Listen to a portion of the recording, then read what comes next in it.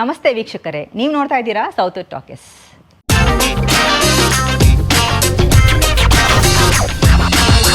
ಹೋದ್ವಾರ ಬಿಡುಗಡೆ ಆಗಿರೋ ಸಿನಿಮಾಗಳಲ್ಲಿ ನನಗೆ ಸ್ಪೆಷಲ್ ಅನಿಸಿದ್ದು 2 ಸಿನಿಮಾ. ಈ 2 ಸಿನಿಮಾನು ಪ್ರೀತಿ ಬಗ್ಗೆನೇ ಹೇಳುತ್ತೆ. ಒಂದು ಸಿನಿಮಾ ಮೇಲಿನ ಪ್ರೀತಿ ಬಗ್ಗೆ ಮಾತಾಡಿದ್ರೆ ಮತ್ತೊಂದು ಸಿನಿಮಾ ಸಂಬಂಧಗಳ ಮೇಲಿನ ಪ್ರೀತಿನ ತೋರಿಸ್ಕೊಡುತ್ತೆ. ಹಾಗಾದರೆ ಯಾವುದು ಆ 2 ಸಿನಿಮಾ? ಮೊದಲನೇ ಸಿನಿಮಾ ದೂರ ತೀರ ಯಾನ. ಮನ್ಸೂರೆ ಅವರ ನಿರ್ದೇಶನದಲ್ಲಿ ದೇವರಾಜ್ ಅವರು ನಿರ್ಮಾಣ ಮಾಡಿರುವಂತಹ ಸಿನಿಮಾ. ಮನ್ಸೂರೆ ಸಿನಿಮಾ ಅಂದರೆ ಅಲ್ಲಿ ಸೋಷಿಯಲ್ ಅವೇರ್ನೆಸ್ ಇದ್ದೇ ಇರುತ್ತೆ ಅನ್ನೋದು ಎಲ್ರಿಗೂ ಗೊತ್ತಿರುವಂತಹ ವಿಚಾರ. ಆದರೆ ಈ ಸಿನಿಮಾ ಸ್ವಲ್ಪ ಡಿಫ್ರೆಂಟ್. ಹಾಗಂತ ಇದು ಕಂಪ್ಲೀಟ್ ಕಮರ್ಷಿಯಲ್ ಸಿನಿಮಾನೂ ಅಲ್ಲ.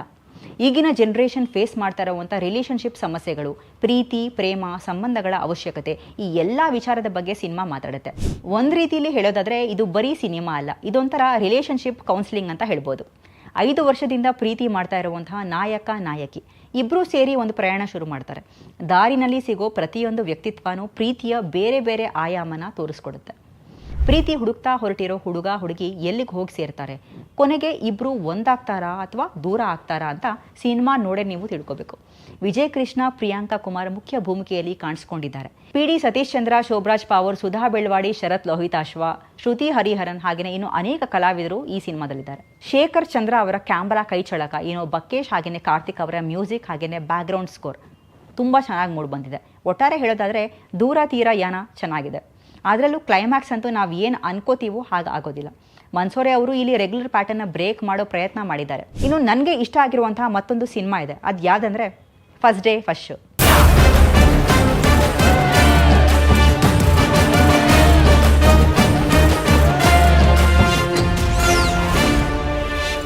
ಎಲ್ಲ ಸಿನಿಮಾಗೂ ಅದರದ್ದೇ ಆದಂತಹ ಕತೆ, ಚಿತ್ರಕಥೆ, ವಿಶೇಷತೆ ಇದ್ದೇ ಇರುತ್ತೆ.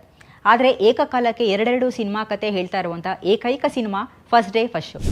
ಊರ್ಮಿಳಾ ಕಿರಣ್ ಅವರ ನಿರ್ಮಾಣದಲ್ಲಿ ಗಿರೀಶ್ ಜಿ ಅವರ ನಿರ್ದೇಶನದಲ್ಲಿ ಬಂದಿರುವಂಥ ಈ ಸಿನಿಮಾ ಹೆಸರೇ ಹೇಳೋ ಹಾಗೆ ಇದು ಸಿನಿಮಾ ಬಗ್ಗೆನೇ ಮಾಡಿರುವಂಥ ಸಿನಿಮಾ. ಸಿನಿಮಾದೊಳಗೆ ಮತ್ತೊಂದು ಸಿನಿಮಾ, ಅದಕ್ಕೊಬ್ಬರು ಪ್ರೊಡ್ಯೂಸರ್ ಹಾಗೆಯೇ ಇನ್ನೊಬ್ಬರು ನಿರ್ದೇಶಕರು.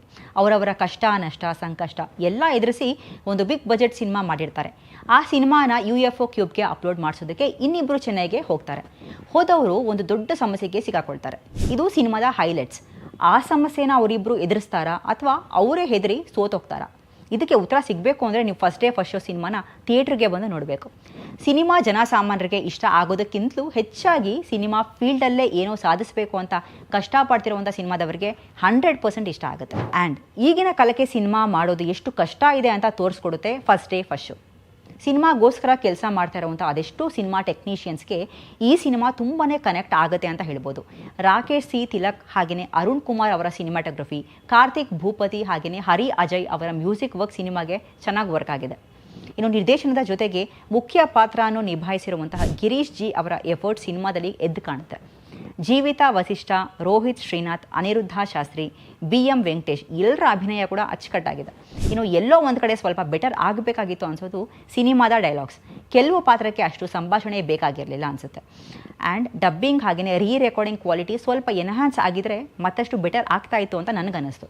ಒಟ್ಟಾರೆ ಫಸ್ಟ್ ಡೇ ಫಸ್ಟ್ ಶೋ ಪಕ್ಕಾ ಪೈಸಾ ವಸೂಲ್ ಸಿನಿಮಾ ಬಗ್ಗೆ ಹಾಗೆಯೇ ಸಿನಿಮಾದವರ ಬಗ್ಗೆ ಒಳ್ಳೊಳ್ಳೆ ವಿಚಾರಗಳನ್ನ ಎಂಟರ್ಟೈನಿಂಗ್ ಆಗಿ ಹೇಳೋ ಪ್ರಯತ್ನಕ್ಕೆ ನಿರ್ದೇಶಕರನ್ನು ನಾವು ಮೆಚ್ಚಲೇಬೇಕು. ಇದೊಂದು ಡಿಫ್ರೆಂಟ್ ಕೈಂಡ್ ಆಫ್ ಸಿನಿಮಾ ಅಂದರೆ ತಪ್ಪಾಗೋದಿಲ್ಲ. ಯಾರೆಲ್ಲ ಸಿನಿಮಾ ನೋಡಿಲ್ವೋ ತಪ್ಪದೇ ಥಿಯೇಟ್ರಿಗೆ ಹೋಗಿ ಸಿನಿಮಾವನ್ನು ನೋಡಿ. ಆಲ್ರೆಡಿ ಈ ಸಿನಿಮಾವನ್ನು ನೋಡಿರೋರು ನಿಮ್ಗೇನು ಅನ್ನಿಸ್ತೋದನ್ನು ಕಮೆಂಟ್ ಸೆಕ್ಷನ್ಗೆ ಬಂದು ಕಮೆಂಟ್ ಮಾಡಿ ತಿಳಿಸಿ. ಇನ್ನು ಇದಾಗಿತ್ತು ಇವತ್ತಿನ ಸಿನಿಮಾ ರಿವ್ಯೂ. ಮತ್ತಷ್ಟು ಸಿನಿಮಾ ರಿವ್ಯೂಸ್ಗಳಿಗಾಗಿ ಹಾಗೆಯೇ ಟ್ರೇಲರ್ ರಿವ್ಯೂಸ್ಗಳಿಗಾಗಿ ನೋಡ್ತಾ ಇರಿ ಸೌತ್ ಟಾಕೀಸ್.